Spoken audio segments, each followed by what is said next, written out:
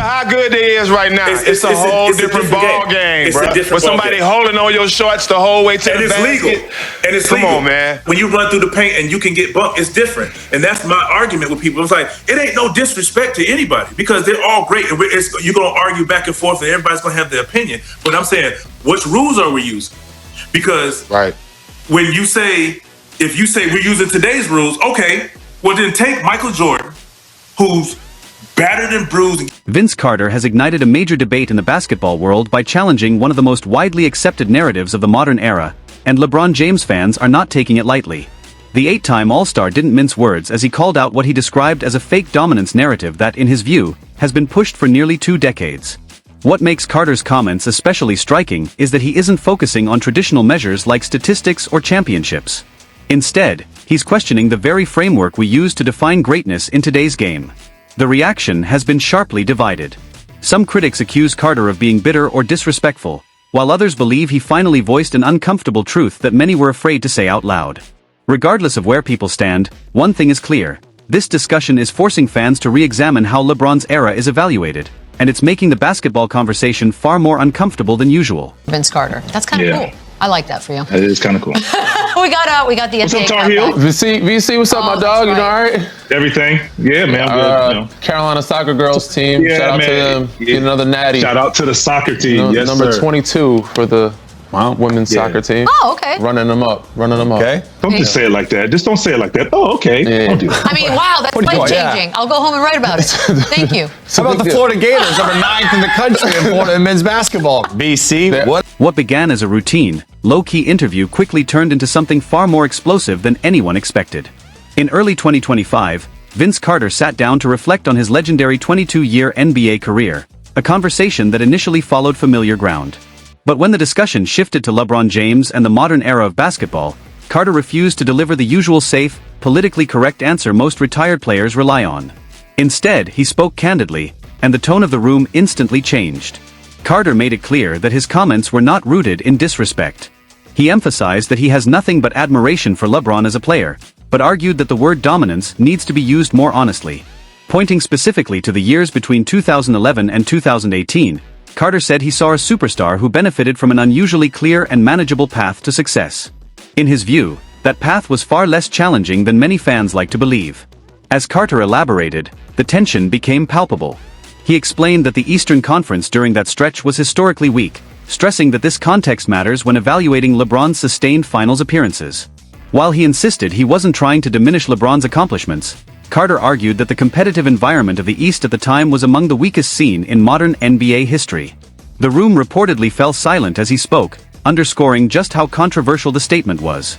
Within hours, clips of the interview spread across social media.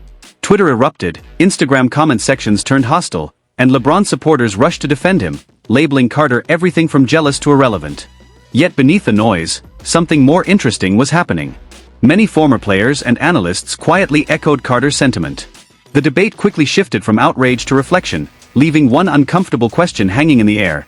Vince Carter said it out loud, but was he actually right? Well said.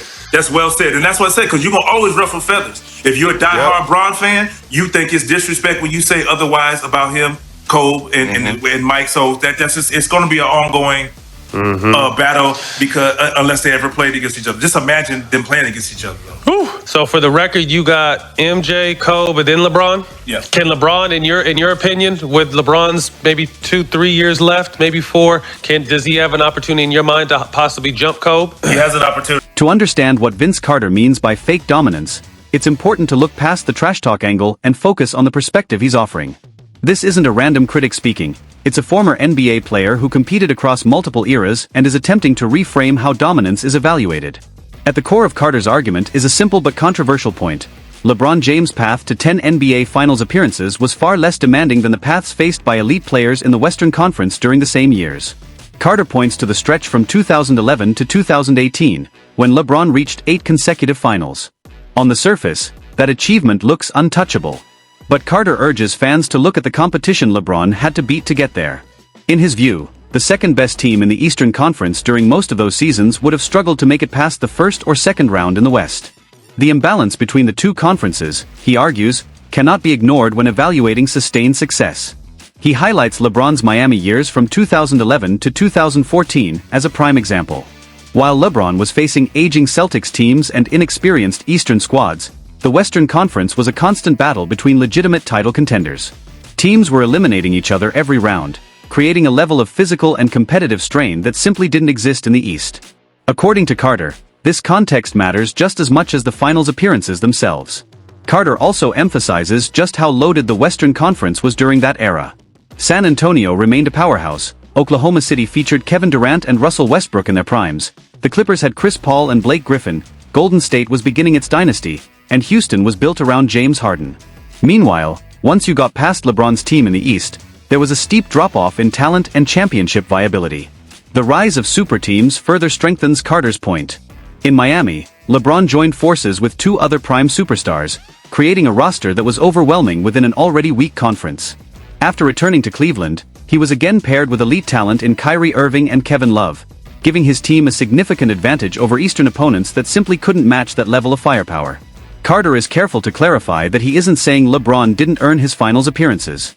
Rather, he's arguing that the level of competition LeBron faced to reach the finals was dramatically lower than what stars in other eras and conferences endured. In his view, this isn't a matter of opinion, it's supported by the numbers. During that 8-year stretch, LeBron's playoff opponents in the East included only a handful of teams with 55 or more wins. When compared to the gauntlet Western Conference teams had to survive, the difference, as Carter sees it, is impossible to overlook. I want to get your take on LeBron, because you've played against him since he was a young pup. What's the biggest difference of him then and now in terms of how he just keeps getting better? Dedication. He has goals in mind, what he wants to accomplish, and it's clear that he wants to be the greatest. You know, when he's saying, I want to play so many years, like I'm saying, I want to play as long as I can. He wants to be the greatest. Michael Jordan, Kobe Bryant, those are the people that we throw around. He wants to be there. So I think now he's striving. Vince Carter's argument carries extra weight because he isn't speculating from the outside, he lived it. Over the course of his career, Carter played in both the Eastern and Western conferences, and he has been clear about how dramatic that difference felt. He has described the move from East to West as stepping into an entirely different sport. The competition was relentless, with no nights off, star power on every roster, and playoff series that felt like wars from start to finish. According to Carter, this context helps explain what LeBron avoided by spending so much of his prime in the East. While LeBron was reaching 8 straight NBA Finals, Western Conference teams were eliminating each other in brutal, 7-game battles. Legitimate championship-caliber teams were getting knocked out in the first and second rounds simply because the conference was that deep. Carter points out that during many of LeBron's playoff runs, he faced only 1 or 2 true title-level teams before the finals, if that. In contrast, Western Conference contenders were battling championship-level opponents in every single round. Carter has also emphasized that while LeBron's playoff numbers are undeniably impressive, the quality of competition matters. In his view, several teams LeBron faced deep in the Eastern Conference playoffs had no real business being there. Those same teams, Carter argues, would likely have been first-round exits in the West. The talent gap was real and obvious. While the West was packed with MVP candidates, All-NBA players, and elite defensive teams, the East often featured LeBron at the top, followed by a steep drop-off. In some seasons, Carter believes the second-best team in the East wouldn't have even qualified for the Western Conference playoffs. Beyond talent, Carter also highlighted differences in travel and physical toll. Western Conference road trips are notoriously punishing, with constant travel, hostile environments, and tightly packed standings where every game feels like a must-win. The East, by comparison, was far more predictable during those years. LeBron's team was widely expected to reach the finals, with the only real question being how many games it would take.